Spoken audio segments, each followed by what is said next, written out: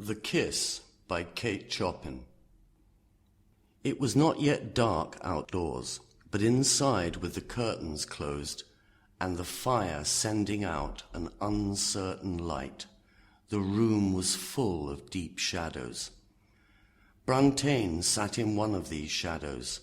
It slowly covered him, and he did not mind. The semi-darkness gave him courage to keep his eyes locked on the girl who sat in the firelight. She was very handsome, with the fine, rich color of the healthy brown-haired type of girl.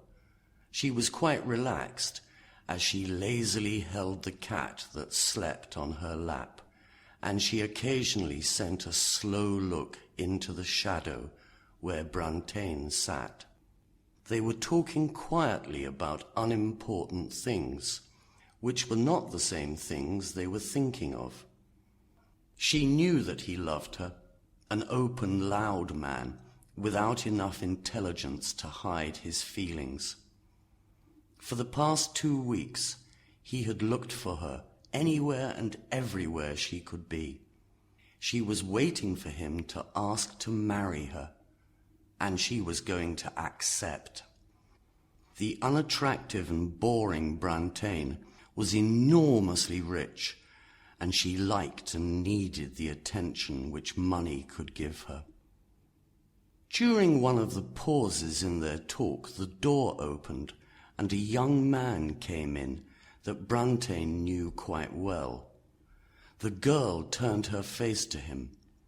A step or two brought him to her side, and before she knew his plan, because she didn't know if he had seen her visitor, he put a long, hard kiss on her lips. Brantain slowly got up, and so did the girl, but very quickly, and the newcomer stood between them.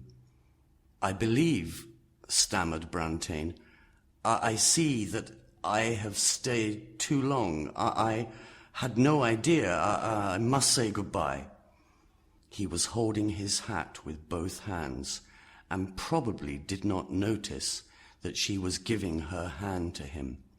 She did not forget that she was the host, but she could not speak. "I just didn't see him sitting there, Natty. I know it's very difficult for you, but I hope you'll forgive me just once." "Why, what's the matter?"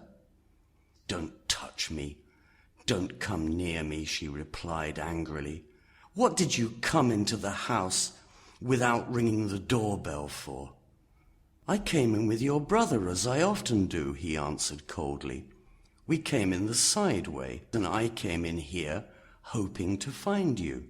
The explanation is simple. You should understand that it was just bad luck. But please say that you forgive me, Natalie," he asked sadly. "Forgive you? You don't know what you're talking about. For me to forgive you depends on, well, a lot. It depends on many things."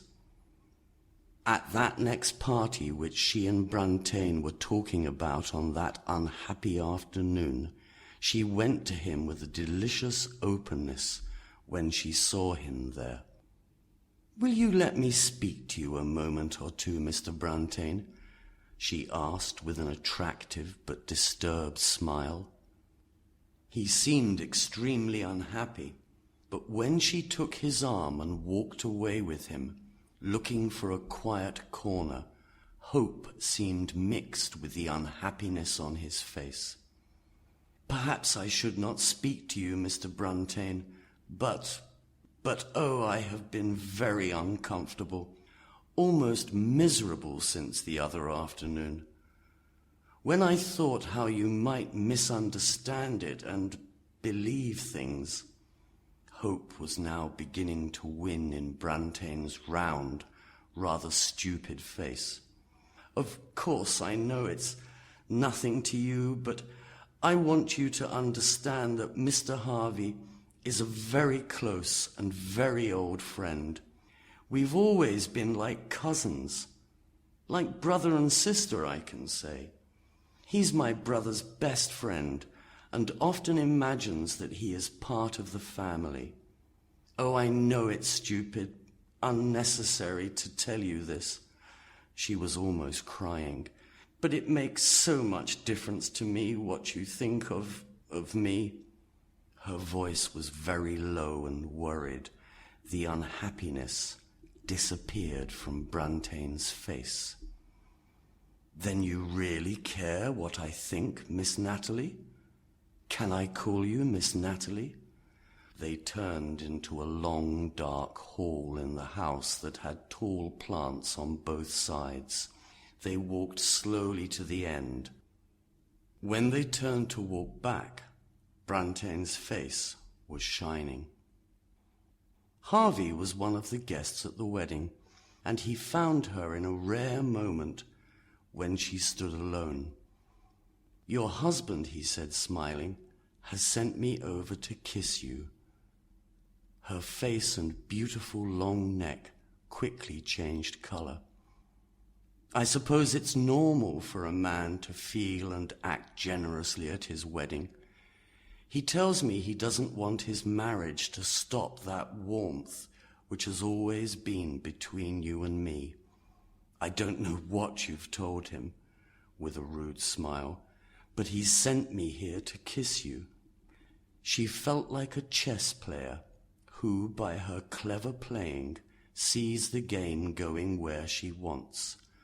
Her eyes were bright and soft with a smile as they glanced up into his, and her lips looked hungry for the kiss which they invited. "But you know," he went on quietly, "I didn't tell him, but I can tell you. I've stopped kissing women. It's dangerous." Well, she had Brantain and his million. A person can't have everything in this world, and it was a little unreasonable to expect it.